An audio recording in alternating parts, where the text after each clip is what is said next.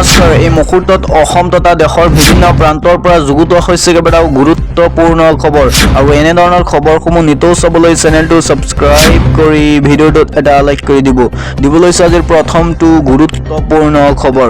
চৰকাৰৰ বিৰুদ্ধে প্ৰতিবাদ। আগষ্টত লোক ভৱনলৈ পদযাত্ৰাৰ আহ্বান লালু প্ৰসাদ যাদৱৰ। বিহাৰৰ প্ৰাক্তন মুখ্যমন্ত্ৰী লালু প্ৰসাদ যাদৱে আগষ্ট 2026ত লোক ভৱনলৈ পদযাত্ৰাৰ আহ্বান জনাইছে। বিহাৰৰ চৰকাৰৰ স্বৈৰাচাৰী মনোভাৱৰ বিৰুদ্ধে এই পদযাত্ৰা অনুষ্ঠিত কৰা হ'ব বুলি তেওঁ মন্তব্য প্ৰকাশ কৰিছে। তেওঁৰ অভিযোগ যে চৰকাৰে গণতান্ত্ৰিক দাবীৰ AK-47ৰ গুলীৰে দিয়ে।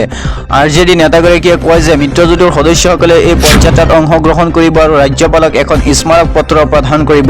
ৰাজ্যখনৰ চিয়ান জিলাত জুলাই মাহত ছাত্ৰ প্ৰতিবাদকাৰীৰ বিৰুদ্ধে AK-47 ৰাইফল ব্যৱহাৰ কৰি গুলী চলোৱাৰ অভিযোগক লৈ এই স্মাৰক পত্ৰ প্ৰদান কৰা হ'ব।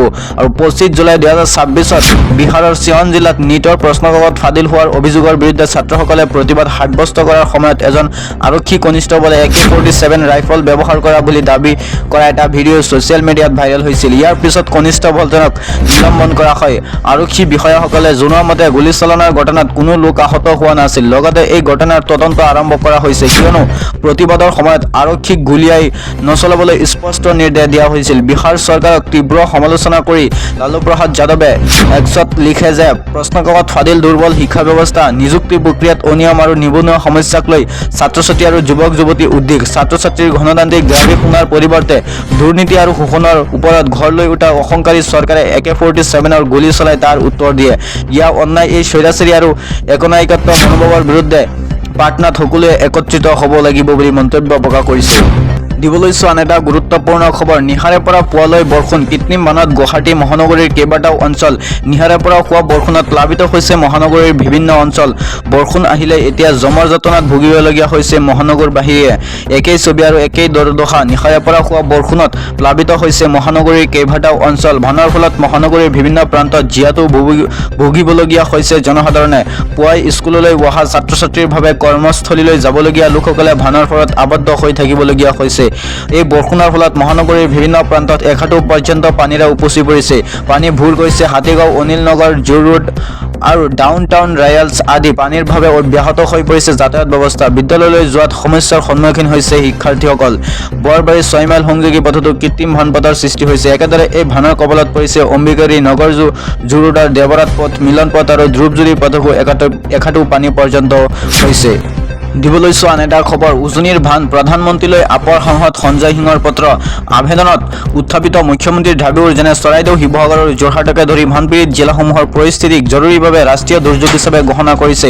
অসমৰ ভানক ৰাষ্ট্ৰীয় দুৰ্যোগ ঘোষণাৰ দাবী। অসমৰ ভান পৰিস্থিতিক কেন্দ্ৰ কৰি ৰাজ্যজুৰি সৃষ্টি হৈছে তীব্ৰ উদ্বেগ। বিশেষকৈ চৰাইদেউ, শিৱসাগৰ আৰু যোৰহাটসহ উজনি অসমৰ কেইবাখনো জিলাত ভানে প্ৰলয়ংকাৰী ৰূপ সৃষ্টি কৰাৰ পিছত এই সমস্যাটোক লৈ কেন্দ্ৰীয় চৰকাৰৰ জৰুৰী হস্তক্ষেপ উত্থাপন কৰা হৈছে। এই ভয়াৱহ পৰিস্থিতিৰ প্ৰতি লক্ষ্য ৰাখি প্ৰধানমন্ত্ৰী নৰেন্দ্ৰ মোদীৰ ওচৰত এখন স্মাৰক পত্ৰ প্ৰদান কৰিছে আম আদমি পাৰ্টিৰ জ্যেষ্ঠ নেতা তথা ৰাজ্যসভাৰ সাংসদ সঞ্জয় সিঙে।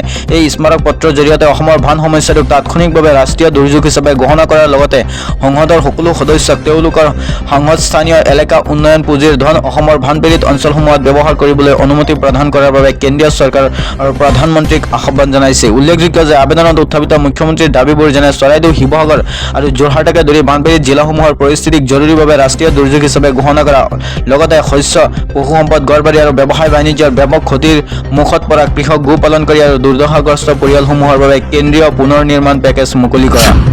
দিবলৈ চোৱা আন এটা খবৰ। মুখ্যমন্ত্ৰী নে পীয়ুষ হাজৰিকাৰ কথাবোৰ সঁচা। 4 বছৰৰ আগৰ কথা। স্থান অসম বিধানসভা। 19 ছেপ্টেম্বৰ 2022। সদনত সেইদিনা প্ৰশ্নোত্তৰ ইতনত উত্তৰ প্ৰদান কৰিছিল জলসম্পদ বিভাগৰ মন্ত্ৰী পীয়ুষ হাজৰিকাই। সদনত লিখিত প্ৰশ্ন 230ৰ উত্তৰ দি মন্ত্ৰীগৰাকীয়ে সদনক জনাইছিল যে বৰ গুৰুত্বপূৰ্ণ কেইটামান কথা। কোনটো হ'ব সঁচা? 4 বছৰৰ আগৰ কথা। এই 230টা নম্বৰৰ প্ৰশ্ন। 5টা প্ৰশ্নৰ উত্তৰ মন্ত্ৰীগৰাকীয়ে হয়তো চৰকাৰী বিষয়ৰ পৰা পোৱাৰ তথ্যৰ আধাৰতে দিছিল, কিয়নো সদনত মিছা বা ৰাজনৈতিকভাৱে উদ্দেশ্য প্ৰণোদিত উত্তৰ কোনেও নিদিয়ে। প্ৰশ্নকেইটা আছিল অবৈধ খননক কেন্দ্ৰ কৰি। ইয়াৰে প্ৰথমটো প্ৰশ্নই আছিল অসমৰ বিভিন্ন নৈসমূহৰ অবৈধ শিল, মালি মাটি আৰু খননৰ বিষয়ে জলসম্পদ বিভাগ অৱগত নে? এই প্ৰশ্নটোৰ উত্তৰত বিভাগীয় মন্ত্ৰীগৰাকীয়ে 2টা শব্দত পোনপটীয়াকৈ উত্তৰ প্ৰদান কৰিছিল। তেওঁ সদনক জনাইছিল, হয় অৱগত। ৰাজ্যৰ বিভিন্ন প্ৰান্তত নদীসমূহৰ বুকুত অবৈধ শিল, বালি মাটি খননৰ সন্দৰ্ভত ৰাজ্য চৰকাৰে যে অৱগত সেয়া মুখ্যমন্ত্ৰীয়ে লিখিতভাৱে জনাইছিল। এই প্ৰশ্নৰে আন আন এটা পৰিপূৰক প্ৰশ্ন আছিল, যদি অৱগত কোনসমূহ নৈত এনেধৰণৰ হোৱা অবৈধ ব্যৱসায়ৰ তথ্য চৰকাৰৰ হাতত আছে, বিতং তথ্য দিব। যদিও ৰাজ্যৰ নৈসমূহৰ কথা এই প্ৰশ্নত সোধা হৈছিল, মন্ত্ৰী পীয়ুষ হাজৰিকাই দ্বিতীয়টো প্ৰশ্নৰ উত্তৰত শিৱসাগৰ জিলাৰ দিখৌ নদীৰ সমীপত হোৱা অবৈধ খননৰ কিছু স্থানৰ কথা উত্তৰত লিখিছিল। তেওঁৰ উত্তৰত কৈছিল, শিৱসাগৰ জলসম্পদ সংমণ্ডলৰ অধীনত বোকাবিল আৰু শ্ৰীপুৰীয়া দিখৌ নদীৰ মাথাউৰিৰ ওচৰত এনেধৰণৰ অবৈধ খনন সংঘটিত হোৱা বিভাগৰ দৃষ্টিগোচৰ হৈছিল। তেতিয়াই চৰকাৰৰ দৃষ্টিগোচৰ হৈছিল দিখৌ নৈৰ অবৈধ খননৰ ওপৰত। দিব লৈছো আন এটা খবৰ।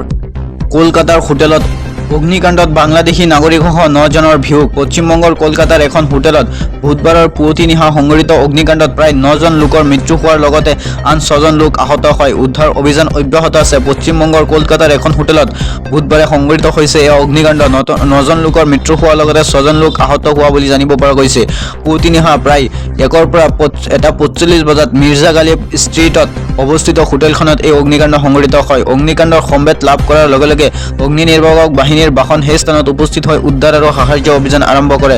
জুই আৰু ধোঁৱাৰ মাজত আবদ্ধ হৈ শ্বাস প্ৰশ্বাসত অসুবিধা হোৱাৰ ফলত কেইবাজনো লোক অচেতন হৈ পৰে আৰু তেওঁলোকক উদ্ধাৰ কৰি ততাতৈয়াকৈ চিকিৎসালয়লৈ যোৱা হয়।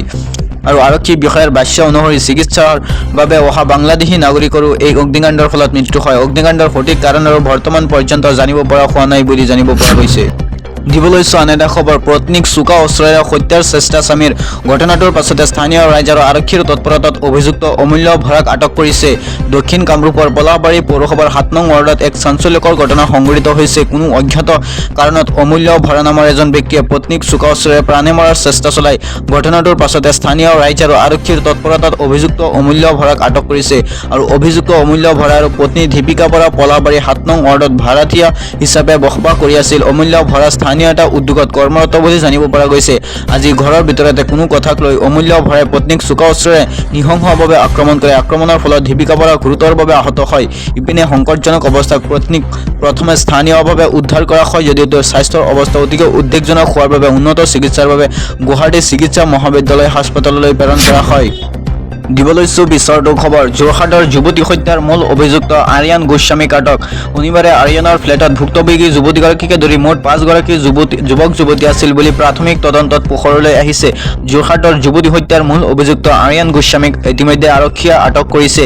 ইয়াৰ উল্লেখযোগ্য যে দীঘলীয়া সোধাপোছাৰ অন্তত আৰক্ষীয়ে ঘটনাৰে জড়িত যুৱতীগৰাকীৰ 2 বান্ধৱী অৰ্পিতা আৰু মনালিছা দাসক গ্ৰেপ্তাৰ কৰে। লগতে ঘটনাৰ সৈতে জড়িত আন এগৰাকী অভিযুক্ত অংকিত দাসো বৰ্তমানে পলাতক অৱস্থাত আছে। আৰক্ষীয়ে তেওঁৰ সন্ধানত বিভিন্ন স্থানত তীব্ৰ অভিযান অব্যাহত ৰাখিছে। আনহাতে যোৰহাটৰ যুৱতীৰ ৰহস্যজনক মৃত্যুৰ ঘটনাৰ আন এক চাঞ্চল্যৰ তথ্য পোহৰলৈ আহিছে। শনিবাৰে আৰিয়ানৰ ফ্লেটত ভুক্তভোগী যুৱতীগৰাকীকে ধৰি মুঠ 5 গৰাকী যুৱক যুৱতী আছিল বুলি প্ৰাথমিক তদন্তত পোহৰলৈ আহিছে। ইয়াৰে 2 জন যুৱক যুৱতী, 3 গৰাকী যুৱতী আৰু পাৰ্টিত নিচাজাতীয় দ্ৰব্য সেৱনৰ কথা স্বীকাৰ কৰিছে। তাত উপস্থিত থকা 2 যুৱতীয়ে এই ঘটনাটোক কেন্দ্ৰ কৰি যোৰহাটত ৰাইজৰ মাজত চেপা উত্তেজনা আৰু চাঞ্চল্য অব্যাহত আছে বুলি জানিব পৰা গৈছে। দিব লৈছো আন এটা খবৰ। ছাত্ৰীয়ে গা ধোৱা দৃশ্য গোপনে মোবাইলত ৰেকৰ্ড কৰি ৰঙাগড়ৰ আলহী হ'ল অধ্যাপক। এগৰাকী ঠিকাভিত্তিক সহকাৰী অধ্যাপকে মহাবিদ্যালয়খনৰ এগৰাকী ছাত্ৰীৰ গা ধুই থকা দৃশ্য গোপনে মোবাইল ফোনত ভিডিঅ' ৰেকৰ্ড কৰাৰ অভিযোগত ধুবুৰী আৰক্ষীয়ে গ্ৰেপ্তাৰ কৰা ঘটনাত চহৰখনত চাঞ্চল্যৰ ঘটনাৰ সৃষ্টি হৈছে। ধুবুৰীৰ ভোলানাথ মহাবিদ্যালয়ৰ স্বায়ত্তশাসিতৰ এগৰাকী ঠিকাভিত্তিক সহকাৰী অধ্যাপকে মহাবিদ্যালয়খনৰ এগৰাকী ছাত্ৰীৰ গা ধুই থকা দৃশ্য গোপনে মোবাইল ফোনত ৰেকৰ্ড কৰা অভিযোগত ধুবুৰী আৰক্ষীয়ে গ্ৰেপ্তাৰ কৰা ঘটনাই চহৰখনত চাঞ্চল্যৰ ঘটনাৰ সৃষ্টি কৰিছে। গ্ৰেপ্তাৰ হোৱা অভিযুক্ত সহকাৰী অধ্যাপকগৰাকীৰ নাম ইন্দ্ৰজিৎ সিংহ। তেওঁ ভোলানাথ মহাবিদ্যালয়ৰ সংস্কৃত বিভাগত ঠিকাভিত্তিক সহকাৰী অধ্যাপক হিচাপে কৰ্মৰত আছিল। তেওঁ পশ্চিমবংগৰ মালদা জিলাৰ বাসিন্দা বুলি জানিব পৰা গৈছে। আৰক্ষীৰ সূত্ৰ অনুসৰি মহাবিদ্যালয়খনৰ সমীপৱৰ্তী এটা ভাড়াঘৰত থকা এগৰাকী ছাত্ৰীৰ বাথৰুমত গা ধুই থকা সময়ত অভিযুক্ত অধ্যাপকজনে ভেণ্টিলেটৰৰ জৰিয়তে মোবাইল ফোনেৰে গোপনে ভিডিঅ' ৰেকৰ্ড কৰাৰ চেষ্টা কৰিছিল। সোমবাৰে বিয়লি প্ৰায় 3 বজাত সংঘটিত হয় এই ঘটনাটো। ইফালে ছাত্ৰীগৰাকীয়ে বিষয়টো লক্ষ্য কৰি চিঞৰ বাখৰ কৰাত তেওঁৰ সৈতে থকা আন ছাত্ৰী আৰু ঘৰৰ মালিক ঘটনাস্থলীলৈ আহে আৰু অভিযুক্তজনক আটক কৰে বুলি এজাহাৰত উল্লেখ কৰা হৈছে। আৰু পৰৱৰ্তী সময়ত অভিযুক্তজনক ধুবুৰী আৰক্ষীৰ হাতত গতাই দিয়া হয়। ছাত্ৰীগৰাকীৰ ভাতৃয়ে দাখিল কৰা এজাহাৰৰ ভিত্তিত ধুবুৰী থানাত গোচৰ ৰুজু কৰি আৰক্ষীয়ে তদন্ত আৰম্ভ কৰিছে। আৰক্ষীয়ে জনোৱা মতে ভাৰতীয় ন্যায় সংহিতাৰ ধাৰা অনুসৰি আৰু অধীনত গোচৰটো ৰুজু কৰা হৈছে বুলি জানিব পৰা গৈছে।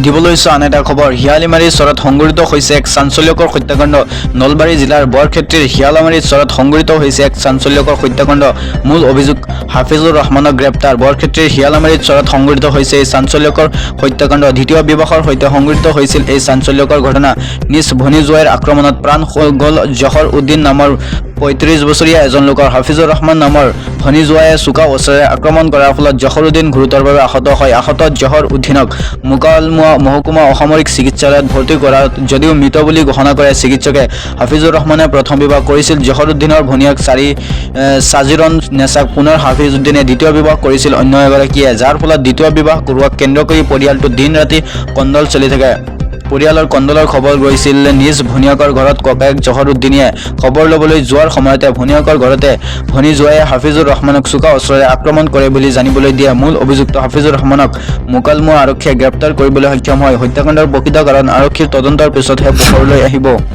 দিবলৈছো পিছৰটো খবৰ ধাৰাসাৰ বৰষুণৰ ফলত খহি পৰি ৰাজ্যিক চিৰিয়াখানাৰ গাৰ্ডৱাল স্থানীয় ৰাজ্য অভিযোগ কৰা মতে গাৰ্ডৱালখন আগৰে পৰাই জৰাজীৰ্ণ অৱস্থাত আছিল আৰু এই সন্দৰ্ভত কৰ্তৃপক্ষক অৱগত কৰা সত্ত্বেও কোনো স্থায়ী ব্যৱস্থা গ্ৰহণ কৰা নাছিল খহি পৰিল গাৰ্ডৱাল নিশাৰে পৰা অহা প্ৰচণ্ড ধাৰাসাৰ বৰষুণৰ ফলত ৰাজ্যিক চিৰিয়াখানা তথা উদ্ভিদ উদ্যানত এক অনাকাংক্ষিত ঘটনা সংঘটিত হৈছে বৰষুণৰ ফলত চিৰিয়াখানাৰ জাপুৰিগোগৰ দিশে এটা সুৰক্ষা প্ৰাচীৰ খহি পৰে পুৱতি নিশা এই ঘটনা সংঘটিত হোৱাৰ পিছতে অঞ্চলটোত তীব্ৰ চাঞ্চল্য আৰু হাহাকাৰ পৰিস্থিতিৰ সৃষ্টি হয় গাৰ্ডৱালখন খহি পৰাৰ লগে লগে জাপিৰিগোব আৰু ইয়াৰ সমীপৱৰ্তী অঞ্চলৰ আৱাসীসকলৰ মাজত তীব্ৰ আতংকই বিৰাজ কৰিছে চিৰিয়াখানাৰ ভিতৰত থকা সিংহ বন্যপ্ৰাণী বা অন্য জীৱ-জন্তু ভাঙি যোৱা প্ৰাচীৰেৰে জনবসতিপূৰ্ণ অঞ্চললৈ ওলাই অহাৰ চৰম আশংকাই দেখা দিছে স্থানীয় ৰাইজে অভিযোগ কৰা মতে গাৰ্ডৱালখন আগৰে পৰাই জৰাজীৰ্ণ অৱস্থাত আছিল আৰু এই সন্দৰ্ভত কৰ্তৃপক্ষক অৱগত কৰা সত্ত্বেও কোনো স্থায়ী ব্যৱস্থা গ্ৰহণ কৰা নাছিল অৱশ্যে বৰ্তমানলৈকে চিৰিয়াখানাৰ পৰা কোনো বন্যপ্ৰাণী পলাই যোৱাৰ খবৰ অহা নাই বুলি কৰ্তৃপক্ষই জানিবলৈ দিছে খহি পৰা প্ৰাচীৰখন সোনকালে পুনৰ নিৰ্মাণ কৰাৰ বাবে জৰুৰী পদক্ষেপ গ্ৰহণ কৰা হৈছে